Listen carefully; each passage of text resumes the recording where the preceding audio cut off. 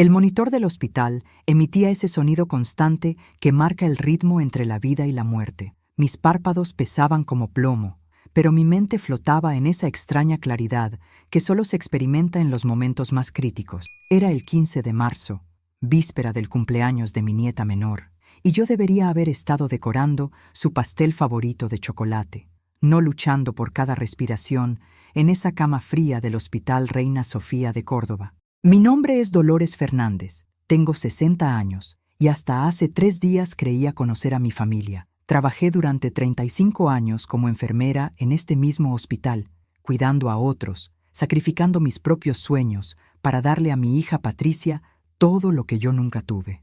Vendí la casa de mis padres por 180,000 euros para pagarle sus estudios de medicina. Renuncié a rehacer mi vida sentimental después de quedar viuda a los 42 años y dediqué cada euro, cada minuto, cada latido de mi corazón a asegurar su futuro. Patricia, mi única hija, ahora de 35 años, se había convertido en una exitosa cardióloga. Casada con Roberto Molina, un empresario adinerado, vivían en una mansión en la Rambla que yo había ayudado a financiar con mis ahorros de toda la vida. Tenían 2 hijos preciosos, Sofía de 12 años y Miguel de 8. Mi mundo giraba en torno a ellos. Pero esa tarde, mientras el suero goteaba lentamente en mis venas y mi cuerpo luchaba contra una severa neumonía que había evolucionado a sepsis, escuché pasos familiares acercándose a mi habitación. Era Patricia. Mi corazón, débil como estaba, se aceleró de alegría. Por fin había venido a verme. Doctor Ruiz, escuché su voz profesional, fría, dirigiéndose al médico que me atendía. ¿Cuál es realmente el pronóstico? Está estable por ahora, Patricia, pero su edad y las complicaciones... Mire, doctor, la interrumpió mi hija con un tono que jamás le había escuchado. No se esfuerce tanto. Ella ya ha vivido demasiado. A los 60 años, con su historial médico, tal vez sea hora de que descanse. El mundo se detuvo. Cada palabra se clavó en mi alma como dagas heladas. Mi propia hija, la niña a quien amamanté, a quien cuidé cuando tenía fiebre, a quien consolé en cada desamor, ¿estaba sugiriendo que me dejaran morir? Apreté las sábanas con una fuerza que no sabía que aún poseía, pero mantuve los ojos cerrados. Necesitaba escuchar más, aunque cada palabra fuera un veneno que corroyera mi corazón de madre. Además, continuó Patricia, ya firmó todos los papeles del testamento. La casa, los ahorros, todo está arreglado. Los niños necesitan estabilidad y, francamente, doctor, mantenerla con vida artificialmente solo prolongará el sufrimiento de todos. Mis lágrimas resbalaron silenciosamente por mis mejillas, pero no me moví. El doctor guardó silencio unos segundos que se sintieron eternos. Patricia, tu madre está luchando. Sus signos vitales mejoran cada hora. Entiéndame, doctor. Soy médico también. Sé cuando un caso es viable y, francamente, creo que deberíamos considerar las opciones más humanitarias. Humanitarias. Esa palabra resonó en mi mente como un eco macabro. Mi hija quería que muriera por conveniencia, por dinero, por librarse de la carga que representaba su madre enferma. Cuando se fueron, abrí los ojos y vi el techo blanco del hospital con una claridad brutal. Ya no era la misma mujer que había ingresado 3 días antes. Algo fundamental se había roto en mi interior, pero paradójicamente, esa ruptura me había liberado de una ilusión que había cargado durante años. Durante los siguientes 5 días, fingí estar más débil de lo que realmente estaba. Observé, escuché y planeé. Patricia vino solo una vez más, por 15 minutos, más preocupada por hablar con los médicos sobre procedimientos que por dirigirme una sola palabra de amor o aliento. Cuando me dieron el alta una semana después, tenía un plan. Patricia creía que había ganado, que su madre regresaría a casa mansamente a esperar su final. Pero Dolores Fernández había muerto en esa cama de hospital, y quien salió por esa puerta era una mujer nueva, una mujer que conocía la verdad sobre su familia. Era hora de que Patricia descubriera que subestimar a su madre había sido el error más grande de su vida. Si esta historia te está impactando tanto como a mí me impactó vivirla, déjame un like en este video para saber que me acompañas en este relato. Suscríbete al canal porque esta historia apenas comienza.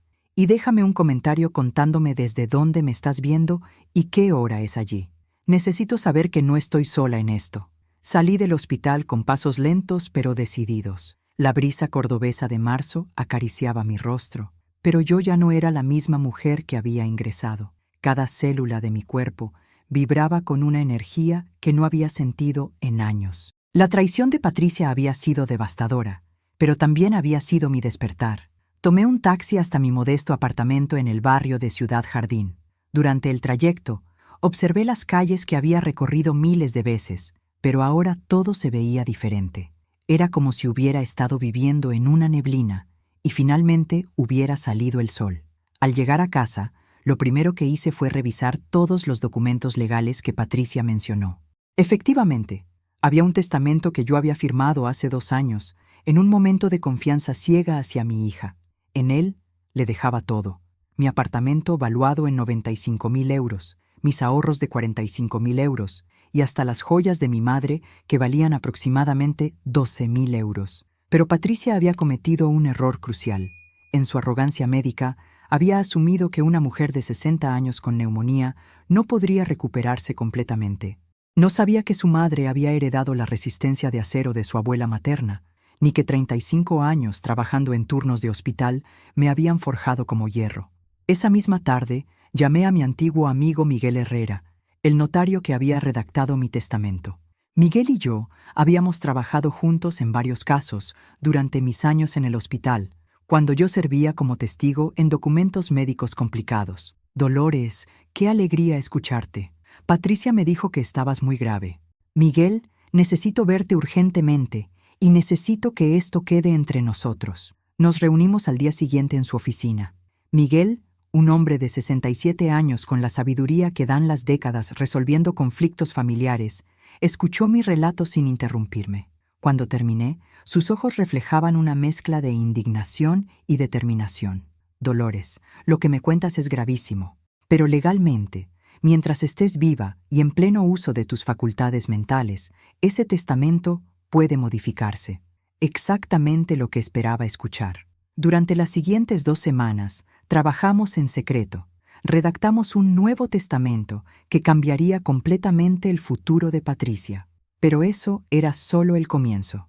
También contacté a Elena Vázquez, una investigadora privada recomendada por Miguel, especializada en casos de fraude familiar. «Señora Fernández», me dijo Elena durante nuestra primera reunión, «he visto muchos casos como el suyo. Desafortunadamente, cuando hay dinero de por medio, los lazos familiares se pueden volver muy frágiles. Necesitamos investigar si hay más elementos que no conoce». Elena era una mujer de 45 años, pequeña pero con una presencia intimidante. Ex policía, ahora se dedicaba a casos civiles. Sus tarifas eran altas, 80 euros por hora, pero yo estaba dispuesta a invertir lo necesario. «Quiero que investigues todo sobre Patricia y Roberto, sus finanzas, sus propiedades, sus deudas, todo». Los resultados llegaron una semana después y fueron más reveladores de lo que había imaginado. Patricia y Roberto estaban en serios problemas financieros. Su lujosa casa tenía una hipoteca de 320.000 euros que estaban luchando por pagar. El negocio de Roberto había perdido 150.000 euros el año anterior y tenían deudas de tarjetas de crédito por 85.000 euros. Pero lo más impactante fue descubrir que Patricia había estado mintiendo sobre sus ingresos. Como cardióloga en el Hospital Privado San Rafael, ganaba bien, pero no lo suficiente para mantener el estilo de vida que proyectaban. Habían estado viviendo de créditos y préstamos, esperando mi herencia como su salvación financiera. Elena también descubrió algo más. Patricia había visitado a otros 2 notarios en las últimas semanas, preguntando sobre los tiempos de procesamiento de testamentos y herencias en casos de muerte por enfermedad. «Su hija no solo deseaba que usted muriera», me explicó Elena con crudeza profesional. «Estaba planificando activamente para ello». Esa revelación fue el punto de quiebre final. Mi hija no había actuado por impulso o desesperación momentánea. Había calculado fríamente mi muerte como una solución a sus problemas financieros. Esa noche, sentada en mi sala con una taza de manzanilla, tomé una decisión que cambiaría todo. No solo modificaría mi testamento, le daría a Patricia exactamente lo que parecía querer: la oportunidad de mostrar su verdadero carácter ante toda la familia.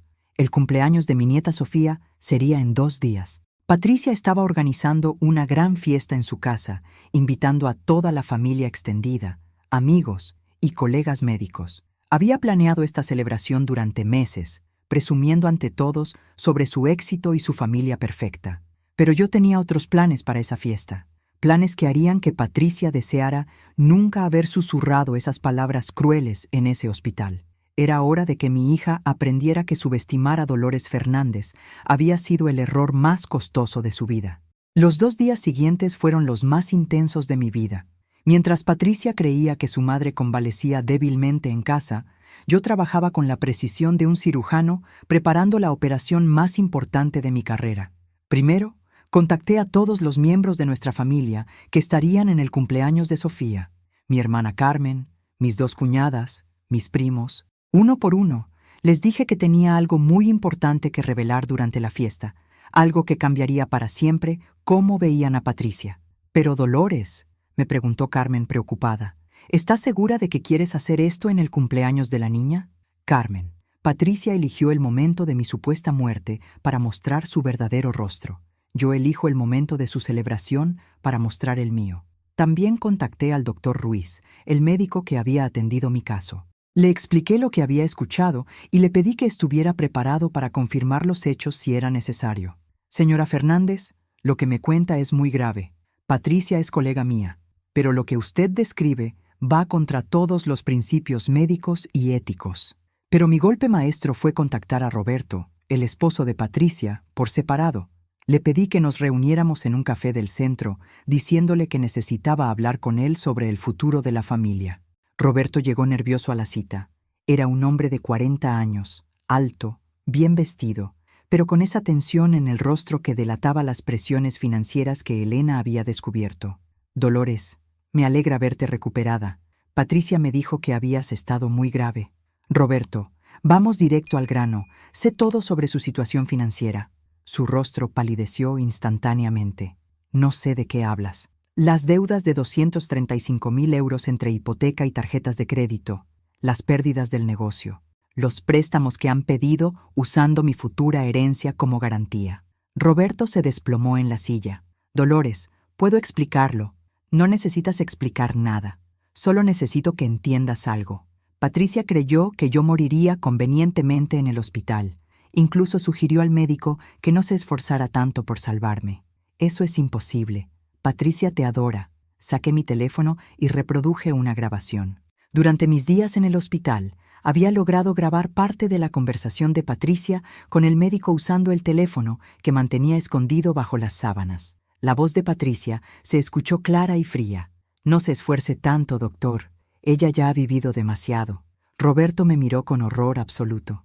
«Dios mío, ¿Patricia realmente dijo eso?» «Tu esposa no solo lo dijo, Roberto, lo planeó».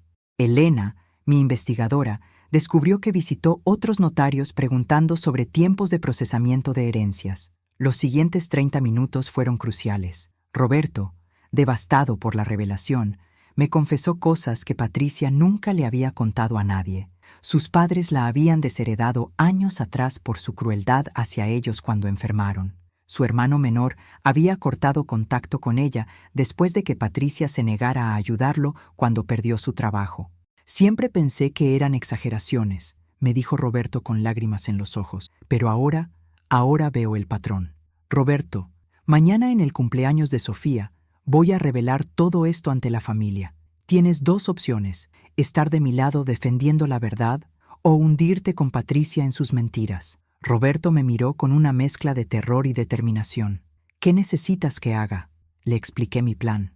Durante la fiesta, cuando Patricia estuviera en su momento de gloria, presumiendo ante todos, yo haría mi entrada triunfal, no como la madre enferma y débil que ella esperaba, sino como la mujer fuerte que había descubierto su traición. «Pero necesito que tú confirmes ante todos los problemas financieros. Necesito que la familia entienda que mi muerte no era solo algo que Patricia deseaba, sino algo que necesitaba económicamente». Esa noche finalicé todos los preparativos. El Nuevo Testamento estaba firmado y certificado. En él, dejaba mi apartamento a una fundación benéfica para huérfanos. Mis ahorros se dividían entre mis sobrinos y a Patricia Le dejaba exactamente 1 euro simbólico, con una nota explicando que había recibido ya suficiente de mí en vida. También preparé copias de todos los documentos que Elena había recopilado, las deudas, los préstamos, las mentiras financieras y, por supuesto, la grabación de la conversación en el hospital. Pero había algo más. Durante mis años como enfermera, había aprendido que la verdad más poderosa es aquella que se revela en el momento preciso, ante las personas correctas. Y mañana, en una casa llena de médicos, familiares y amigos de Patricia, ella descubriría que había subestimado gravemente a su madre. Me fui a dormir esa noche con una sonrisa en los labios. Por primera vez en años, me sentía completamente en control de mi destino. Patricia había jugado con fuego, y mañana descubriría que su madre era un incendio. El cumpleaños de Sofía sería memorable, pero no por las razones que Patricia imaginaba. El 18 de marzo amaneció soleado en Córdoba. Desde mi ventana podía ver las flores de los naranjos comenzando a brotar, un recordatorio de que después del invierno más crudo, siempre llega la primavera. Yo había pasado por mi invierno personal, y hoy comenzaba mi nueva estación. Me arreglé con especial cuidado. Elegí mi vestido azul marino, el que Patricia siempre decía que me hacía ver elegante y fuerte.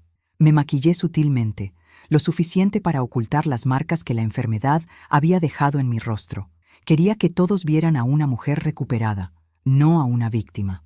A las 3 de la tarde, 1 hora después de que comenzara oficialmente la fiesta, llegué a la mansión de Patricia en la Rambla. El contraste era deliberado. Mientras ella creía que su madre agonizaba en casa, yo aparecería radiante en su momento de mayor gloria. La casa estaba decorada espectacularmente. Globos rosas y dorados, mesas elegantes con manteles de encaje y una mesa de postres que debía haber costado al menos 800 euros. Todo pagado con dinero que no tenían, esperando mi muerte para cubrirlo. Sofía corrió hacia mí en cuanto me vio. «Abuela Dolores, pensé que estabas muy enferma». «Estoy perfectamente bien, mi amor. Solo necesitaba descansar un poco». Patricia se acercó con una sonrisa forzada que no llegaba a sus ojos. «Mamá, qué sorpresa verte aquí. ¿No deberías estar descansando?» «Patricia, querida, me siento mejor que nunca. De hecho, tengo algunas sorpresas para compartir con la familia hoy». Vi cómo su rostro se tensó ligeramente, pero enseguida recuperó su máscara de hospitalidad. «Por supuesto, mamá. Pero quizás, después de que Sofía abra los regalos, no. Creo que es el momento perfecto ahora». El jardín estaba lleno de invitados. Reconocí a varios colegas médicos de Patricia, familiares que no había visto en meses, amigos de Roberto del mundo empresarial. Unas 50 personas en total, todas disfrutando de la hospitalidad de la exitosa doctora Patricia Molina. Me dirigí al centro del jardín y levanté mi copa de champán. El murmullo de conversaciones se fue apagando gradualmente. «Perdonen que interrumpa esta hermosa celebración», comencé con voz clara y firme. «Pero quería aprovechar que están todos aquí para compartir algunas noticias importantes sobre mi vida y mi muerte». Patricia se había quedado petrificada junto a la mesa de regalos. Roberto, fiel a nuestro acuerdo, se mantenía cerca de mí, preparado para confirmar lo que fuera necesario. Como muchos saben, estuve hospitalizada recientemente con neumonía. Fue una experiencia reveladora. Saqué mi teléfono y conecté un pequeño altavoz Bluetooth que había comprado especialmente para la ocasión. Durante mi estancia en el hospital, escuché una conversación que quiero compartir con ustedes. Reproduje la grabación. La voz de Patricia se escuchó clara en el silencio del jardín. «No se esfuerce tanto, doctor. Ella ya ha vivido demasiado». El efecto fue inmediato. Gasps de shock, murmullos de incredulidad, miradas dirigiéndose entre Patricia y yo. Mi hija se había puesto pálida como el papel. «Esa voz», continué calmadamente, «pertenece a mi hija Patricia, la misma hija por la que vendí la casa de mis padres para pagarle los estudios de medicina, la misma por la que sacrifiqué 180.000 euros de mis ahorros de toda la vida». Patricia intentó interrumpir. «Mamá, eso está fuera de contexto». «¿Fuera de contexto?» Mi voz se elevó ligeramente. «¿Sugerir que el médico no se esfuerce por salvar a tu madre está fuera de contexto?» Roberto se adelantó, cumpliendo su parte del plan. «Dolores tiene razón. Patricia, nosotros tenemos deudas significativas, más de 235.000 euros entre hipoteca y créditos». El jardín se sumió en un silencio absoluto. Los colegas médicos de Patricia la miraban con una mezcla de horror y asco profesional. Saqué entonces los documentos que Elena había preparado. Pero hay más. Mi hija no solo deseaba mi muerte por alivio emocional, la necesitaba económicamente. Aquí están los registros de sus consultas con otros notarios, preguntando sobre tiempos de procesamiento de herencias. La doctora Mercedes Ruiz, jefa del departamento de cardiología donde trabajaba Patricia, se acercó a mí. Señora Fernández, ¿está usted diciendo que Patricia planificó activamente? Estoy diciendo que mi hija calculó mi muerte como una solución a sus problemas financieros. Y cuando eso no funcionó, esperaba que regresara a casa a morir calladamente mientras ella seguía viviendo de apariencias. Patricia finalmente explotó. Eso es mentira. Estás tergiversando todo. Yo nunca... ¿Nunca qué, Patricia? ¿Nunca le dijiste al doctor que no se esforzara tanto? ¿Nunca visitaste esos notarios? ¿Nunca calculaste cuánto valía mi muerte para ustedes? Las lágrimas de rabia corrían por las mejillas de Patricia, pero no eran lágrimas de arrepentimiento. Eran lágrimas de frustración por haber sido descubierta. El momento culminante llegó cuando saqué mi último documento, el Nuevo Testamento. Por eso, anuncié con voz firme, he decidido cambiar mi testamento. Mi apartamento irá a la Fundación Nuestra Señora de los Huérfanos. Mis ahorros se dividirán entre mis sobrinos, que siempre me han tratado con respeto y amor genuino. El silencio era ensordecedor. Y a Patricia, continué, mirándola directamente a los ojos, le dejo exactamente 1 euro. No por crueldad, sino porque creo que es importante que reciba algo de su madre, aunque sea un recordatorio del valor del amor verdadero. La fiesta había terminado oficialmente. Los invitados comenzaron a marcharse, algunos acercándose a mí para expresar su apoyo, otros evitando cualquier contacto visual con Patricia. Pero mi venganza apenas había comenzado. Los días siguientes al cumpleaños de Sofía fueron como ver un castillo de naipes desmoronarse en cámara lenta. Patricia había construido su vida sobre una imagen cuidadosamente crafteada de éxito, respetabilidad y amor filial. En una tarde, yo había destruido esos cimientos ante las personas que más importaban para su carrera y reputación. El lunes por la mañana, mi teléfono comenzó a sonar temprano. Era mi hermana Carmen. Dolores, toda la familia está hablando de lo que pasó ayer. No puedo creer que Patricia fuera capaz de... Carmen, lo que viste ayer es solo la superficie. Patricia ha estado manipulándome durante años, esperando el momento en que pudiera cobrar su inversión en ser mi hija. Pero las consecuencias para Patricia fueron mucho más severas de lo que había anticipado. A las 10 de la mañana recibí una llamada de Roberto. Dolores, necesito hablar contigo urgentemente. Todo se está desmoronando. Nos encontramos en el mismo café donde habíamos planeado mi venganza. Roberto llegó con ojeras profundas y la ropa arrugada, como si no hubiera dormido en días. Patricia perdió su trabajo, me dijo sin preámbulos. ¿Qué? La doctora Mercedes Ruiz la llamó anoche. Le dijo que después de escuchar esa grabación, el hospital no puede mantener a un médico que considera la muerte de sus propios familiares como una opción conveniente. Es una cuestión de ética profesional. El impacto fue mayor de lo que había imaginado. El trabajo de Patricia en el hospital privado San Rafael era su fuente principal de ingresos, aproximadamente 4.200 euros mensuales. Sin ese ingreso, y con sus deudas actuales, estaban financieramente arruinados. Pero hay más, continuó Roberto. 3 de nuestros amigos médicos que estaban en la fiesta han comenzado a correr la voz. La grabación se está viralizando en WhatsApp entre la comunidad médica de Córdoba.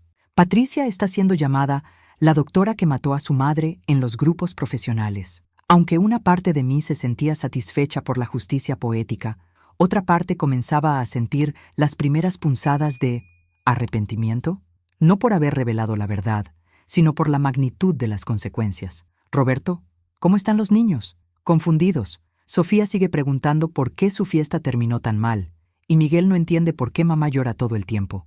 Esa tarde, Patricia apareció en mi apartamento. No había llamado, simplemente tocó el timbre insistentemente hasta que abrí la puerta. El contraste con la mujer elegante y controlada de unos días atrás era devastador. Tenía el cabello sucio, sin maquillaje, vestida con un chándal arrugado. Sus ojos estaban hinchados de llorar. ¿Estás satisfecha?, fueron sus primeras palabras. Patricia, yo no hice nada excepto decir la verdad. Destruiste mi vida. Perdí mi trabajo, mi reputación, todo. Tú destruiste tu propia vida el momento en que decidiste que la muerte de tu madre era una solución conveniente a tus problemas. Se desplomó en mi sofá, sollozando. Por un momento, vi a la niña pequeña que solía consolar cuando tenía pesadillas. Mamá estaba desesperada. Las deudas, la presión. Roberto perdió tanto dinero el año pasado. Pensé que si pasaba algo natural. Patricia, había 1000 maneras de pedirme ayuda. Podrías haber sido honesta sobre sus problemas financieros. Podrías haber vendido esa casa ostentosa. Podrías haber reducido gastos. Pero en lugar de eso, elegiste calcular el valor de mi muerte. Fue un momento de debilidad. No lo pensé realmente. Saqué los documentos de Elena sobre sus visitas a los notarios. 3 consultas con diferentes notarios sobre herencias es un momento de debilidad. Patricia se quedó sin argumentos. Sabía que había sido descubierta completamente. ¿Qué quieres de mí?, preguntó finalmente. Quiero que entiendas algo, Patricia. Durante 35 años trabajé turnos dobles en el hospital para darte todo lo que necesitabas. Vendí la casa de mis padres, renuncié a mi propia felicidad, sacrifiqué cada oportunidad de rehacer mi vida para asegurar la tuya. Me levanté y fui a la ventana, observando las calles de Córdoba que tanto amaba. Nunca te pedí nada a cambio excepto amor y respeto. Pero cuando me enfermé, cuando realmente te necesitaba, vi tu verdadero carácter. Y ese carácter no merecía ni un euro de mis sacrificios. Patricia lloró en silencio durante varios minutos. Cuando habló, su voz era apenas un susurro. ¿Hay alguna manera de arreglar esto? ¿Alguna manera de que me perdones? La miré durante largo tiempo. Mi hija había cometido lo imperdonable, pero seguía siendo mi hija. Los lazos de sangre son complicados, especialmente cuando están manchados de traición. Patricia, el perdón no se pide, se gana. Y tú tienes un camino muy largo por delante si realmente quieres ganártelo. Se marchó esa tarde sin decir otra palabra, pero yo sabía que esta conversación no era el final de nuestra historia. Era apenas el comienzo de una nueva fase, una donde Patricia tendría que demostrar si era capaz de redimirse o si se hundiría definitivamente en sus propias mentiras. Esa noche, mientras preparaba mi cena sencilla en mi pequeña cocina, reflexioné sobre el poder de la verdad. Había aprendido que a veces la venganza más efectiva no es la crueldad, sino simplemente mostrar a las personas exactamente quiénes son. Pero mi historia con Patricia estaba lejos de terminar. Una semana después de mi confrontación con Patricia, las ondas expansivas de mi revelación continuaban propagándose por Córdoba como círculos en un estanque. La comunidad médica es pequeña en nuestra ciudad, y los chismes viajan más rápido que las ambulancias. Mi teléfono sonó temprano esa mañana. Era Elena, mi investigadora privada. Señora Fernández, tengo información que puede interesarle. Patricia ha estado intentando conseguir otro trabajo, pero las puertas se le están cerrando una por una. Cuéntame. Aplicó a 3 hospitales diferentes la semana pasada. En todos los casos, cuando llegaron a verificar referencias y se enteraron de la situación, rechazaron su candidatura. Un colega mío en recursos humanos del Hospital Valle de los Pedroches me confirmó que la consideran de alto riesgo ético. La noticia me produjo sentimientos encontrados. Por un lado, Patricia estaba recibiendo las consecuencias de sus acciones. Por otro lado, mis nietos sufrirían económicamente por los errores de su madre. Hay algo más, continuó Elena. Patricia ha estado contando una versión diferente de los eventos a quien quiera escucharla. Dice que usted tergiversó sus palabras, que estaba preocupada por su sufrimiento y que sus comentarios fueron malinterpretados. ¿Y la gente le cree? Algunos sí, especialmente aquellos que no escucharon la grabación completa, pero los hechos hablan por sí solos. Esa tarde decidí visitar a mis nietos. A pesar de todo lo que había pasado con Patricia, Sofía y Miguel seguían siendo inocentes en esta guerra familiar. No merecían pagar por los errores de su madre. Llegué a la mansión justo cuando Roberto estaba cargando cajas en su auto. ¿Se están mudando?, pregunté. Roberto se veía devastado. No tenemos opción, Dolores. Sin el ingreso de Patricia y con las deudas, no podemos pagar la hipoteca. El banco nos ha dado 30 días para ponernos al día o procederán con la ejecución. ¿Cuánto necesitan para salvarse? Son demasiados miles, Dolores. Entre la hipoteca atrasada, las tarjetas de crédito y los préstamos personales, aproximadamente 45.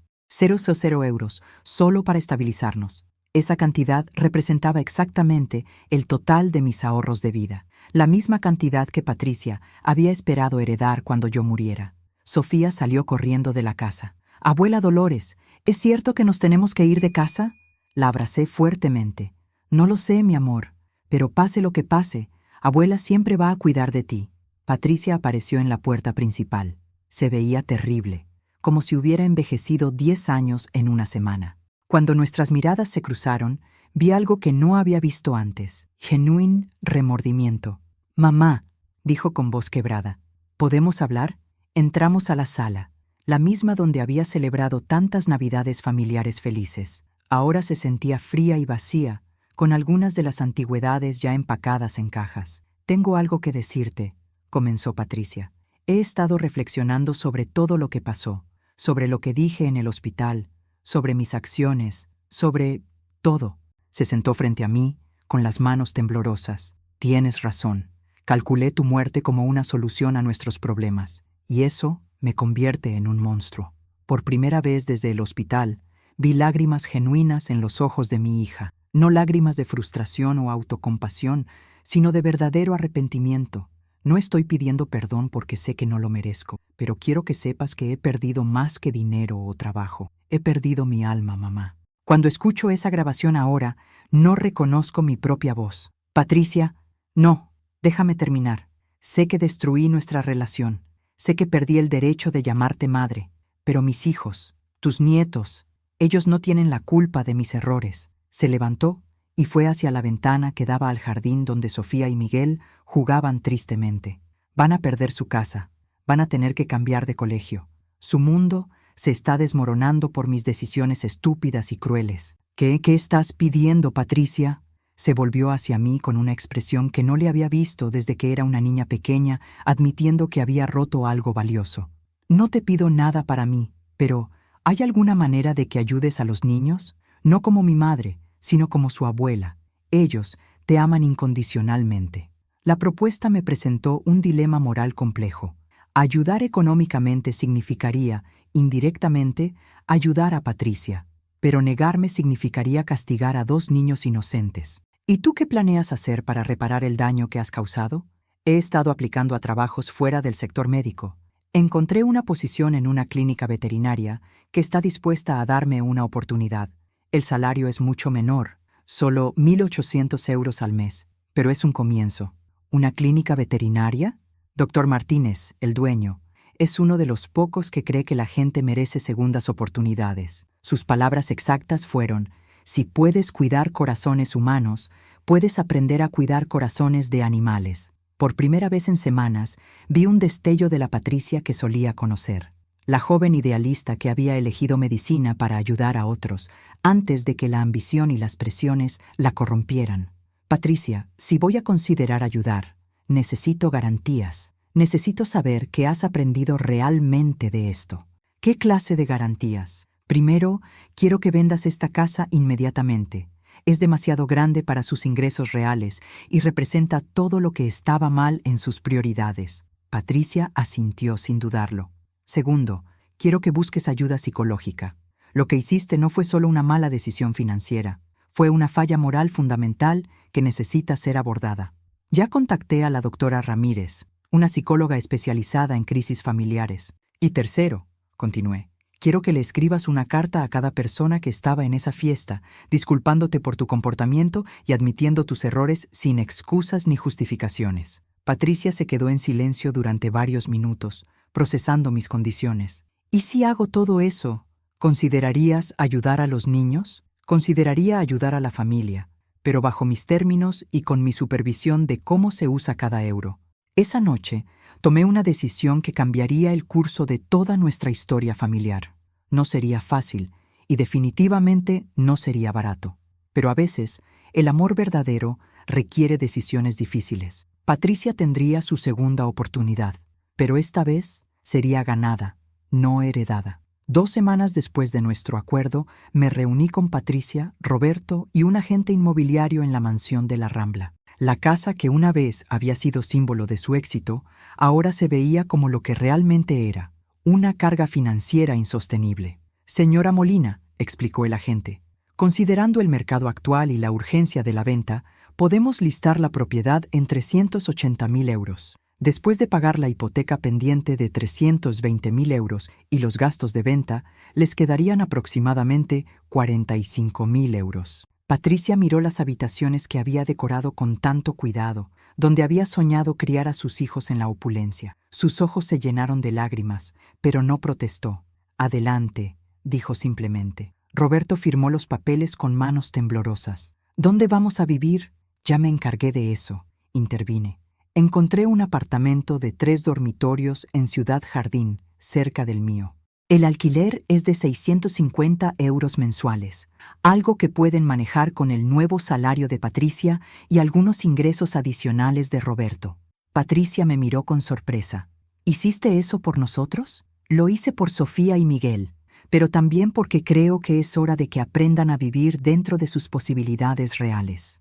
Los siguientes días fueron intensos. Ayudé a organizar la mudanza. Vendimos el mobiliario excesivamente caro que no cabría en el nuevo apartamento y establecí un presupuesto familiar estricto. Elena, mi investigadora, ahora trabajaba como asesora financiera para la familia, monitoreando cada gasto para asegurar que no volvieran a caer en el endeudamiento compulsivo. Señora Fernández, me reportó Elena, Patricia ha sido muy cooperativa. Ha seguido el presupuesto al pie de la letra, y Roberto está buscando activamente trabajo para complementar los ingresos. Pero el cambio más notable fue en Patricia misma. Su trabajo en la clínica veterinaria del Dr. Martínez había sido humillante inicialmente. Pasar de ser una respetada cardióloga a asistir en cirugías de perros y gatos fue un golpe severo a su ego. Sin embargo, gradualmente comenzó a encontrar satisfacción en su nuevo papel. «Mamá», me dijo durante una de nuestras reuniones semanales. Ayer salvamos a un gatito que había sido atropellado. Cuando vi sus ojitos abriéndose después de la cirugía, recordé por qué quise ser médico en primer lugar. Sus sesiones con la doctora Ramírez también estaban mostrando progreso. Patricia había comenzado a entender las raíces psicológicas de su comportamiento, la presión de mantener una imagen perfecta, el miedo al fracaso y cómo había comenzado a ver a las personas, incluso a su propia madre, como medios para alcanzar sus fines. La doctora dice que desarrollo lo que llama empatía selectiva, me explicó.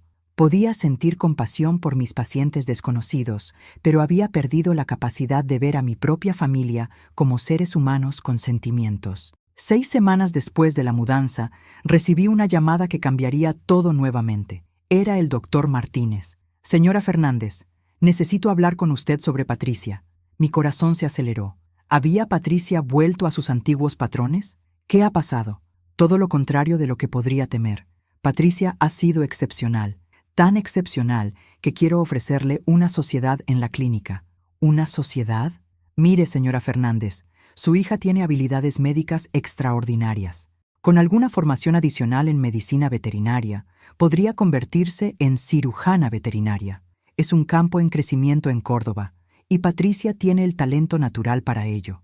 ¿Qué implicaría eso? Una inversión inicial de 25.000 euros para equipamiento y formación especializada. A cambio, Patricia se convertiría en socia minoritaria de la clínica, con potencial de ingresos de hasta 3.500 euros mensuales dentro de 2 años. Esa noche, llamé a Patricia para discutir la propuesta. Su reacción fue inesperada. «Mamá, no puedo pedirte más dinero. Ya has hecho demasiado. Patricia, no te estoy ofreciendo caridad. Te estoy ofreciendo una inversión, pero con condiciones muy específicas». «¿Qué condiciones?» «Primero, el 50% de las ganancias adicionales que obtengas se dedicará a pagar la inversión inicial. Segundo, el otro 50% se depositará en un fondo de educación para Sofía y Miguel. Y tercero, si alguna vez vuelves a mentir o manipular financieramente, pierdes todo».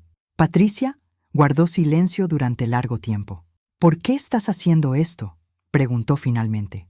«Porque a pesar de todo lo que pasó, sigues siendo mi hija. Y porque creo que has aprendido realmente de tus errores». «¿Cómo puedes estar segura?».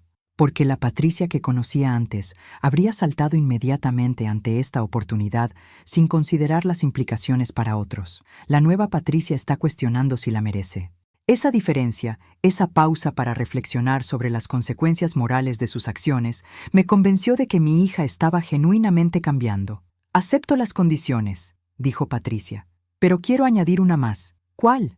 «Quiero que seas socia silenciosa en el negocio, no solo financieramente, sino como consejera. Necesito tu sabiduría para asegurarme de no volver a perder mi camino».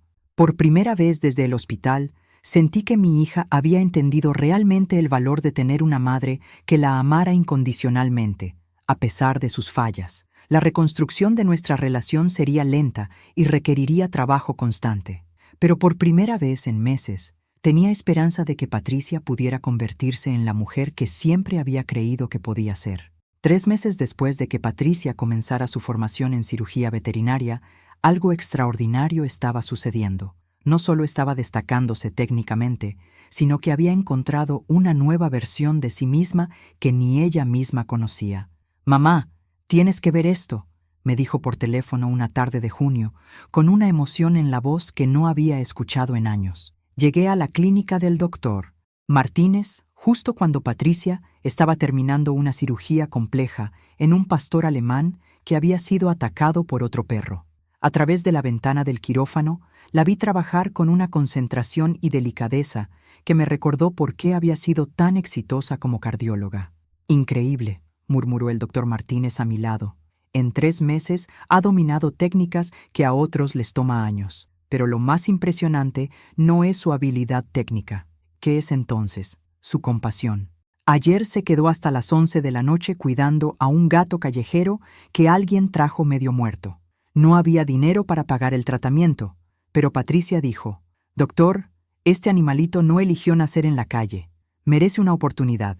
Cuando Patricia salió del quirófano, su rostro irradiaba una satisfacción que no había visto en ella desde que era niña. «¿Cómo estuvo la cirugía?», pregunté. «Max va a estar bien. Su dueña es una señora mayor que vive sola. Este perro es toda su familia». Patricia se quitó los guantes quirúrgicos. Cuando vi sus lágrimas en la sala de espera, entendí algo importante. ¿Qué? Durante años, traté a mis pacientes humanos como casos, como problemas que resolver, pero estos animales no pueden hablar, no pueden mentir, no pueden manipular. Su vulnerabilidad es total. Y eso me ha enseñado a ver la vulnerabilidad humana con otros ojos. Esa noche, Patricia me invitó a cenar en su nuevo apartamento. El contraste con la mansión era dramático, pero el ambiente era infinitamente más cálido. Sofía y Miguel ayudaban a preparar la mesa, riendo y jugando de manera que no había visto en su casa anterior. «Abuela», me dijo Sofía mientras ponía los cubiertos, «¿sabías que mamá ya no grita por las tardes?». «¿Cómo que ya no grita?». Miguel se acercó corriendo. «Antes mamá siempre estaba estresada por el dinero y las cuentas. Ahora, cuando llegamos del colegio, nos ayuda con la tarea y nos cuenta historias de los animales que curó». Roberto, que había encontrado trabajo como vendedor en una tienda de electrodomésticos, se unió a la conversación.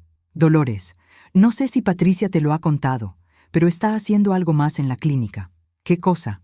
«Está organizando un programa de esterilización gratuita para animales callejeros. Ha convencido a 3 veterinarios más para que donen unas horas semanales al proyecto». Patricia se sonrojó ligeramente.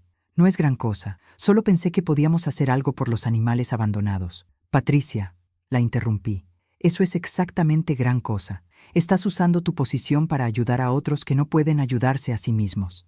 Durante la cena, Patricia me contó más detalles sobre su transformación. Las sesiones con la doctora Ramírez habían sido fundamentales para entender cómo había perdido su brújula moral. Me di cuenta de que durante años había estado viviendo para impresionar a otros. La casa cara, la ropa de marca, las vacaciones ostentosas, todo era para proyectar una imagen de éxito que no era real.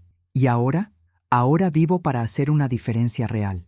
Ayer una niña de 8 años trajo a su hámster herido. No tenía dinero, pero había caminado 5 kilómetros bajo el sol para llegar a la clínica. Cuando salvamos al hámster, su sonrisa valía más que cualquier cheque que hubiera cobrado como cardióloga.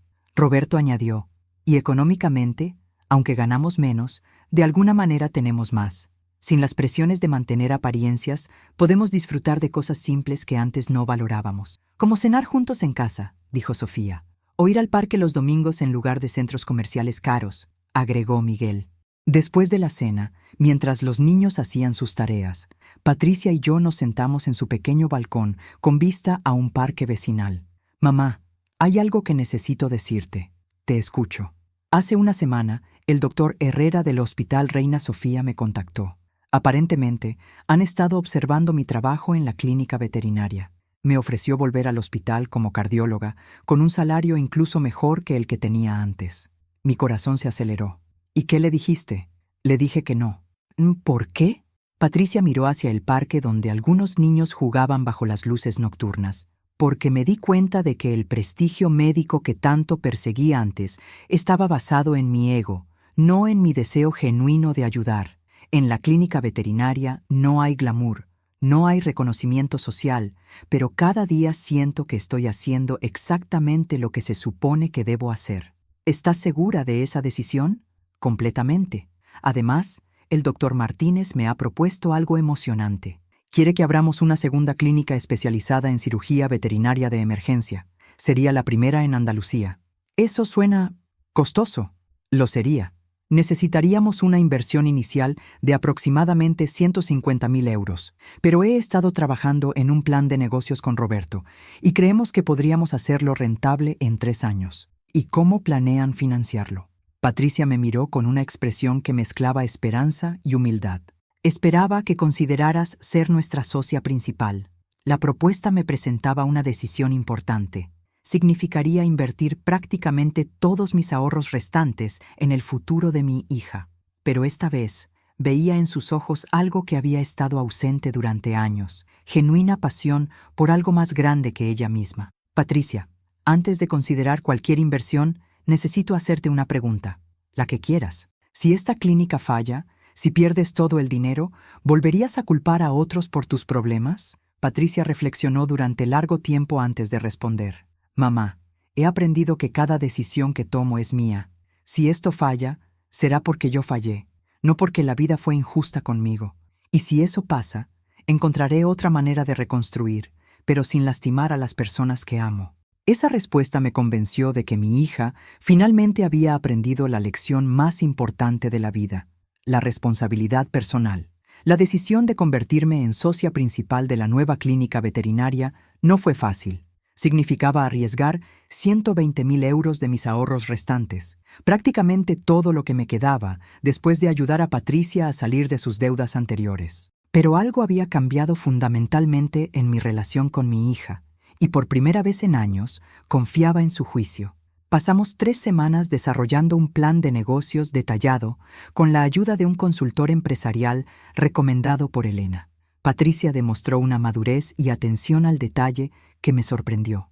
Había aprendido de sus errores financieros anteriores. «Mira, mamá», me explicó Patricia señalando las proyecciones financieras. «Hemos calculado todos los gastos conservadoramente. Alquiler, equipamiento, personal, seguros. Incluso en el peor escenario, podríamos cubrir gastos operativos después del primer año». Roberto había estado trabajando incansablemente para conseguir permisos municipales y establecer contactos con proveedores médicos. Su experiencia empresarial, aunque había fallado antes, ahora se aplicaba con prudencia y realismo. «Dolores», me dijo Roberto, «esta vez no estamos persiguiendo sueños grandiosos, estamos construyendo algo sólido, paso a paso. El doctor Martínez aportaría su experiencia y una base de clientes establecida. Su reputación en Córdoba era impecable y su respaldo daba credibilidad al proyecto. En agosto tomamos la decisión final. Firmamos los contratos de sociedad en la oficina del notario Miguel Herrera, el mismo que había ayudado con mi nuevo testamento. Esta vez, sin embargo, la atmósfera era de esperanza y colaboración familiar. «Es irónico», comentó Miguel mientras revisaba los documentos. «Hace unos meses estabas modificando tu testamento para desheredar a Patricia. Ahora estás invirtiendo tu futuro en su éxito». «Las personas pueden cambiar, Miguel. Mi hija me ha demostrado que merece una segunda oportunidad». Los primeros meses fueron intensos. Patricia dividía su tiempo entre completar su formación especializada en Madrid 2 días por semana y trabajar en la clínica original los otros días. Yo supervisaba la construcción y equipamiento del nuevo local, un espacio de 300 metros cuadrados en una zona de fácil acceso cerca del Hospital Humano. Durante este periodo, presencié una transformación notable en toda la familia. Los niños, inicialmente confundidos por todos los cambios, comenzaron a prosperar en su nuevo ambiente. Sofía, ahora de 13 años, había desarrollado un interés genuino en el cuidado animal y venía a la clínica después del colegio para observar las cirugías. «Abuela», me dijo un día mientras veíamos a Patricia operar a un gato, «cuando sea mayor quiero ser como mamá, pero la mamá de ahora, no la de antes». Miguel, de 9 años, había comenzado a ayudar con tareas simples en la clínica, mostrando una empatía natural hacia los animales heridos que me recordaba a Patricia en sus mejores momentos. La inauguración de la Clínica Veterinaria de Emergencias Córdoba se programó para noviembre. Patricia insistió en que fuera una ceremonia simple, enfocada en la comunidad más que en la pompa. «Mamá, quiero que la inauguración refleje nuestros nuevos valores. Nada ostentoso, solo una oportunidad para que la comunidad conozca nuestros servicios». Organizamos una jornada de esterilización gratuita para 50 animales callejeros como evento inaugural. Patricia había contactado a varios refugios de animales y organizaciones de rescate para coordinar el evento. El día de la inauguración, llegué temprano para ayudar con los preparativos. Patricia ya estaba allí, revisando el equipamiento quirúrgico con la meticulosidad que había caracterizado su trabajo como cardióloga. «¿Nerviosa?», le pregunté. «Emocionada», respondió sin dudar. «Esto es diferente a cualquier cosa que haya hecho antes. No es solo mi éxito, es nuestro éxito como familia». A las 8 de la mañana, comenzaron a llegar los voluntarios de los refugios con los animales. Patricia había reclutado a 3 veterinarios más para el evento, colegas que habían decidido darle una oportunidad a pesar de su pasado controvertido. Durante el día, operamos gatos callejeros, perros abandonados y animales de familias de bajos recursos que no podían costear el procedimiento. Patricia trabajó incansablemente, coordinando cirugías, supervisando anestesias y asegurándose de que cada animal recibiera el mejor cuidado posible. Al final del día, habíamos superado nuestra meta. 63 animales habían sido esterilizados gratuitamente. «Doctora Patricia», me dijo una señora mayor que había traído a 3 gatos callejeros, «mi barrio tiene muchos animales abandonados. ¿Podrían venir una vez al mes para hacer esto?».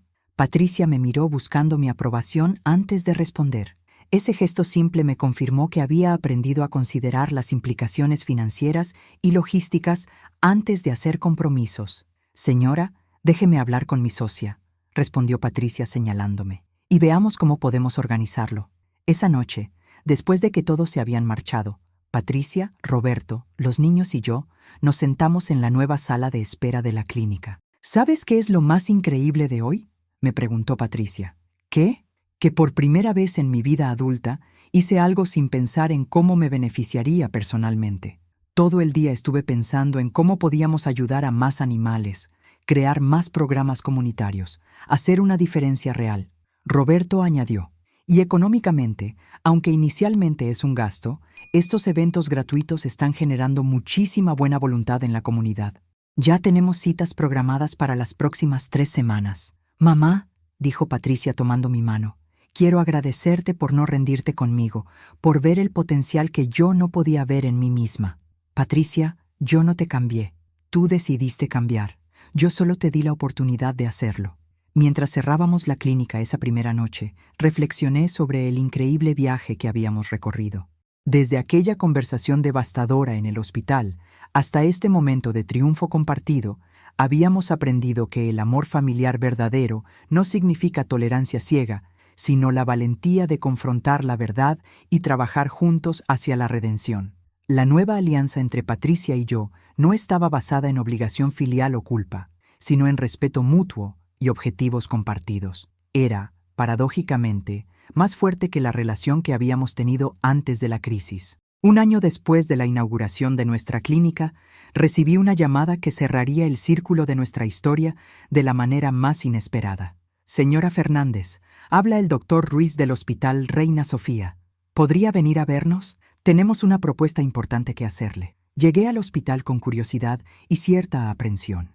El doctor Ruiz me recibió en su oficina con una sonrisa cálida. «Señora Fernández, hemos estado siguiendo el trabajo de Patricia en la clínica veterinaria. Su programa de esterilización comunitaria ha sido extraordinario.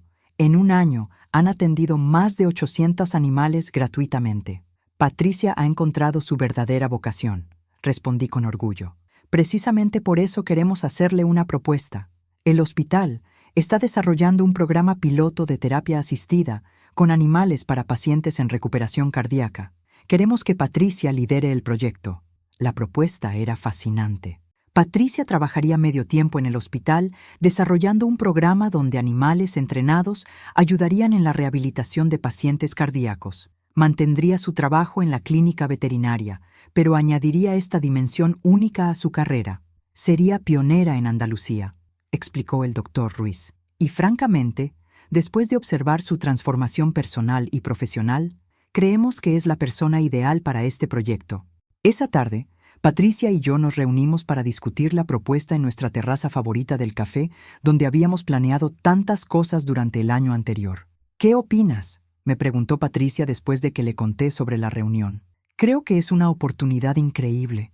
Combinaría tu experiencia médica con tu nueva pasión por los animales, pero significaría menos tiempo en la clínica, menos ingresos directos. Patricia, hace 2 años habrías calculado inmediatamente el impacto financiero.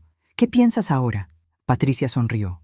Ahora pienso en cuántos pacientes cardíacos podrían beneficiarse de este programa, en las vidas que podríamos tocar. Esa es la respuesta que esperaba escuchar. Aceptamos la propuesta del hospital. Patricia comenzaría el programa en enero, trabajando 3 días en el hospital y 2 en la clínica. Los ingresos serían menores inicialmente, pero las perspectivas a largo plazo eran prometedoras. Mientras planificábamos esta nueva fase, algo inesperado sucedió. Mi hermana Carmen me visitó con noticias sorprendentes. Dolores, ¿sabías que Patricia ha estado enviando dinero anónimamente a la Fundación de Huérfanos? ¿Qué?